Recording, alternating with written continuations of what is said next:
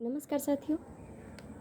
आज बिहार विशेष पे हम कुछ टॉपिक को चुने हैं जिसमें 1857 में बाबू वीर कुंवर सिंह का क्या योगदान रहा है उस पे चर्चा करेंगे। और यह एक महत्वपूर्ण बिंदु है भारतीय इतिहास में।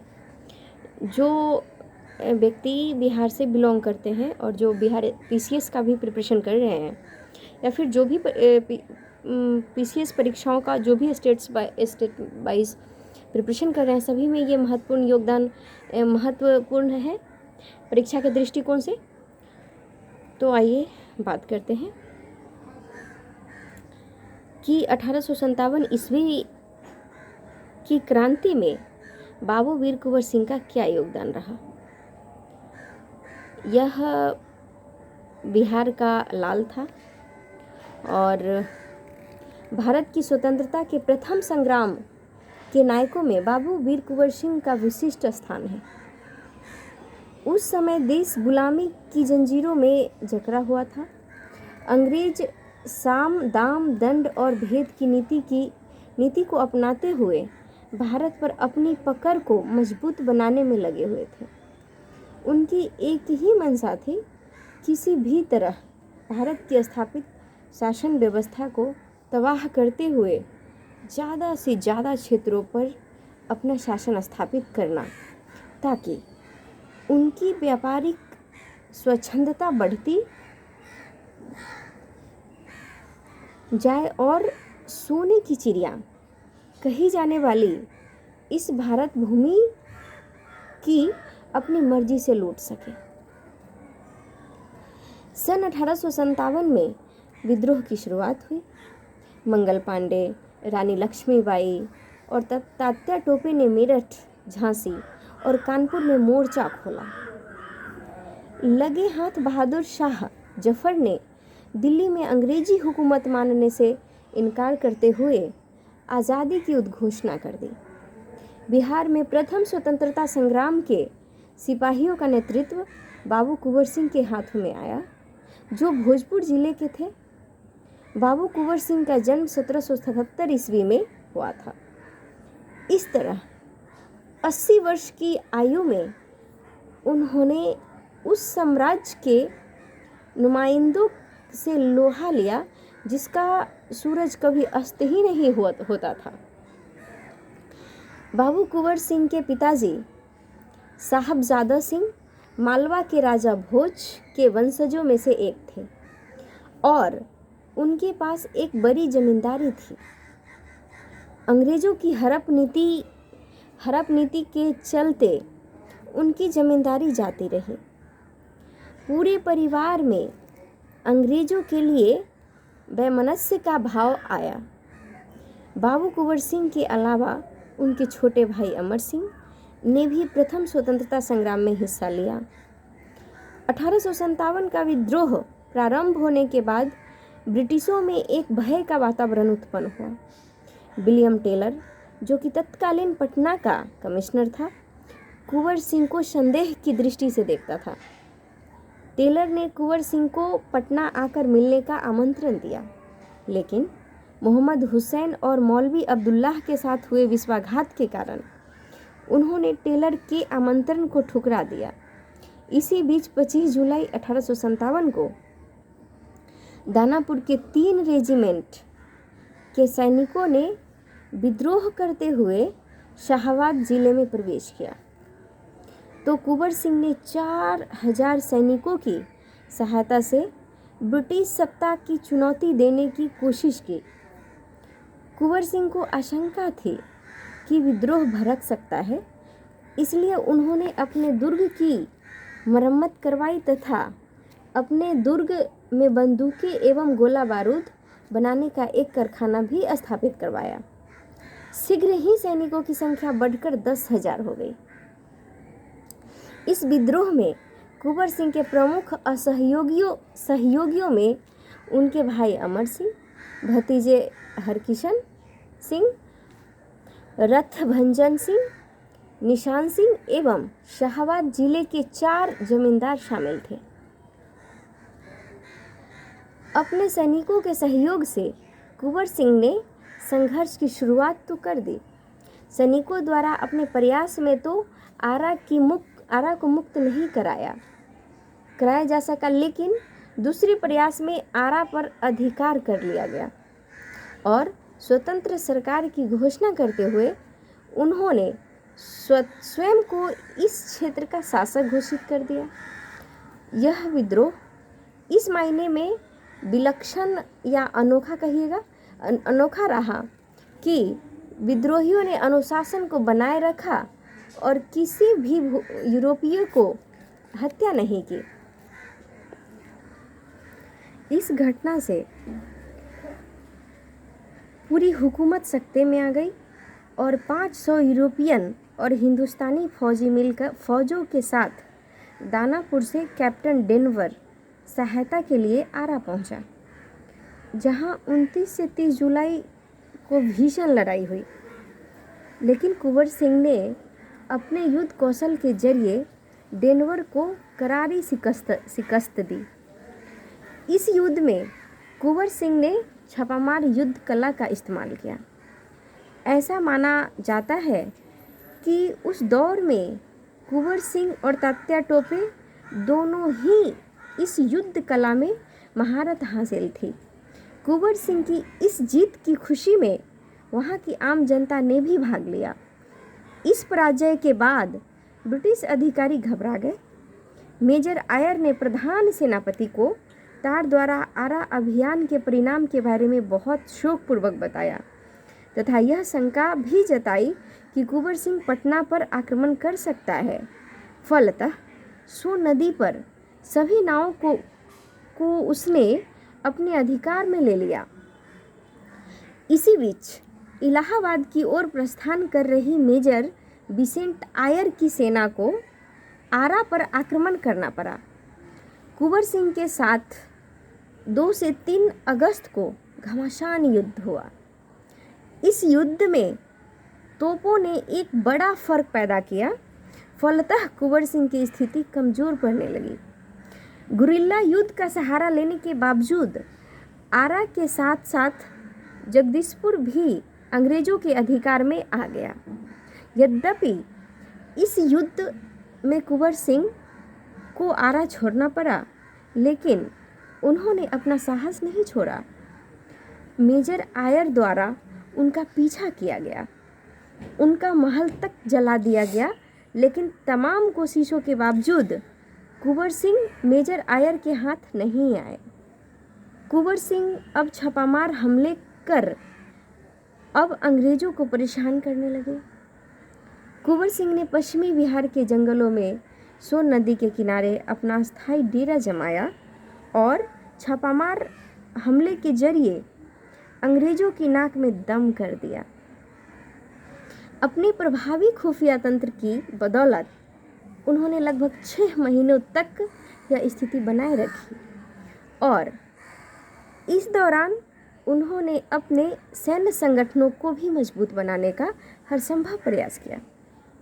इस दौरान कैमूर की पहाड़ियों में मोर्चाबंदी करके कुंवर सिंह के भाई अमर सिंह ने लंबे समय तक सरकार के विरुद्ध संघर्ष जारी रखा, जबकि खुद कुंवर सिंह सासाराम से रोहतास पहुँचे, जहां रामगढ़ बटालियन के विद्रोही सैनिकों ने उनका अपना नेता माना। इन सैनिकों को साथ लेकर वह मिर्जापुर और रीवा होते हुए बांदा पहुँचे। पूर्वी अवध में अंग्रेजी सेना की पकड़ ढीली होने की खुफिया सूचना मिलते ही कुंवर सिंह ने बनारस, आजमगढ़ और इलाहाबाद पर हमला कर दिया। आरा और जगदीशपुर का बदला लेने को मजबूर बनाई बांदा में ही उन्होंने तात्या टोपे से मिलने की कोशिश की। फिर लखनऊ के रास्ते कानपुर पहुँचे और नाना साहब के साथ मिलकर अंग्रेज़ों के विरुद्ध कानपुर के विद्रोह में भाग लिया। नाना साहब का 29 नवंबर 1857 को कानपुर पर कब्जा होने के बाद कुंवर सिंह आजमगढ़ की ओर बढ़े। रास्ते में अली करीम एवं कुंवर सिंह के सहयोगी तथा 300 सिपाहियों के साथ कुंवर सिंह की सेना में जा मिले। उधर घाघरा नदी के पुराने घाट पर इनके भतीजे 1800 सैनिकों के साथ उपस्थित थे।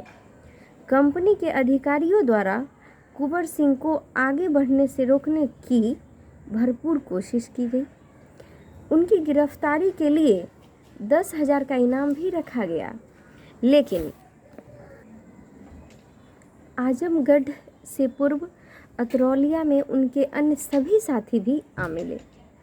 कर्नल मिलमैन आजमगढ़ की सुरक्षा के लिए वहां पहले ही मौजूद था। 22 मार्च 1858 को अतरौलिया के मैदान में जबरदस्त लड़ाई हुई।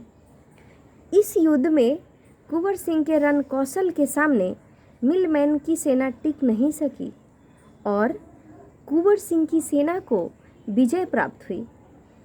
अपनी विजय सेना के साथ कुंवर सिंह ने आजमगढ़ में प्रवेश किया और किले पर उनका अधिकार हो गया। बाद में कर्नल डेंस द्वारा आजमगढ़ पर आक्रमण किया गया, किंतु वह विफल साबित हुआ। कुंवर सिंह की आजमगढ़ की सफलता से अंग्रेज काफ़ी भयभीत थे।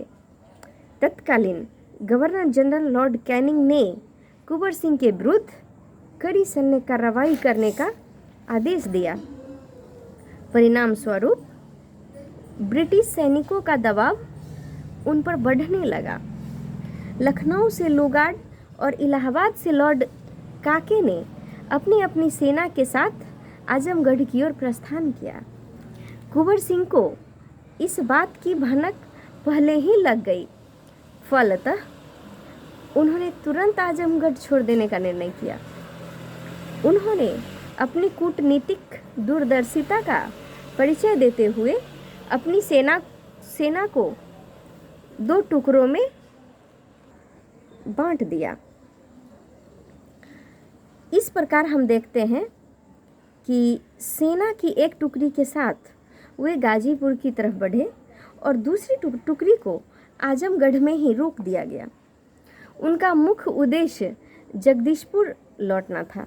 उनकी सेना ने लोगाड को आजमगढ़ में ही उलझाए रखा और कुंवर सिंह से निकल पड़े।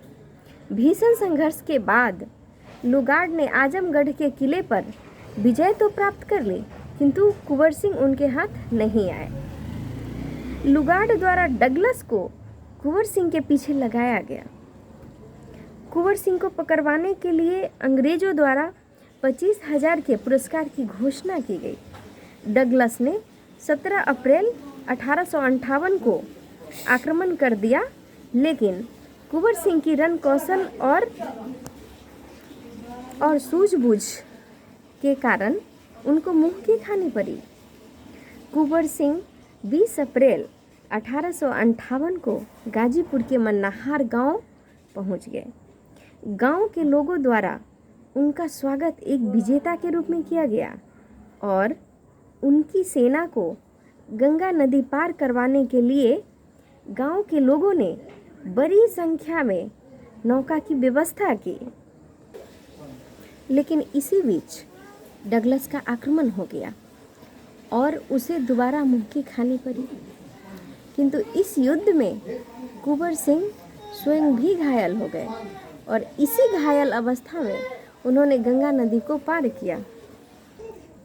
इस आक्रमण में वीर कुंवर सिंह का एक हाथ और एक पैर बुरी तरह घायल हो गया। कुंवर सिंह को अपनी बुरी तरह घायल हाथ से काफ़ी परेशानी हो रही थी, इसलिए उन्होंने अपना हाथ काटकर गंगा मैया को चढ़ा दिया। फिर भी उनका जोश कम नहीं हुआ और वे घायल अवस्था में ही वीरतापूर्वक लड़ते हुए सैकड़ों मीलों की दूरी तय की और 22 अप्रैल 1858 को अपने घर जगदीशपुर पहुँचे। कैप्टन ली ग्रैंड ने इसी समय जगदीशपुर पर धावा बोल दिया। घायल अवस्था में ही इन्होंने ब्रिटिश सेना को मुंहतोड़ जवाब दिया और उन्हें बुरी तरह पराजित किया। 300 ब्रिटिश सैनिकों में मात्र 20-30 ही वापस घर लौट सके। इस तरह अपनी अंतिम लड़ाई में जीत हासिल करने के 3 दिन बाद ही कुंवर सिंह की मृत्यु हो गई। मृत्यु के समय भी उनके जगदीशपुर के किले पर आज़ाद देश का झंडा लहरा रहा था। इस तरह वीर कुंवर सिंह देश के स्वतंत्र आंदोलन के इतिहास में मरकर भी अमर हो गए।